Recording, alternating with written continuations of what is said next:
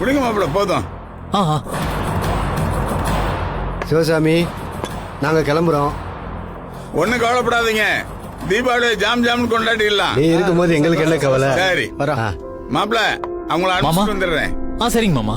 மாப்பிள்ள, காஸ்ட்லியான கார்பெட் நல்லா தொடச்சு எடுத்துருங்க, எறும்பு வந்துரும். ராத்திரி இங்க தானே படுக்க போறீங்க? ஆமாங்க மாமா. உங்களை பிச்சை எடுத்து. சரிங்க மாமா, நான் பாத்துக்கிறேன், நீங்க போங்க. நான் அனுப்பிச்சிட்டு வரேன்.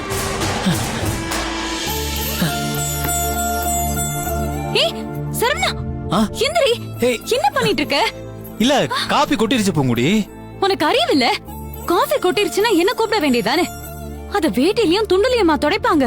இல்ல பூங்குடி, மாமா கால்ல காபி கொட்டிருச்சு, அதான் தொடச்சு விட்டேன். எப்படியும் கரை பட்டுருச்சு, அதான் தரையும் சேர்த்து தொடச்சிட்டு இருக்கேன்.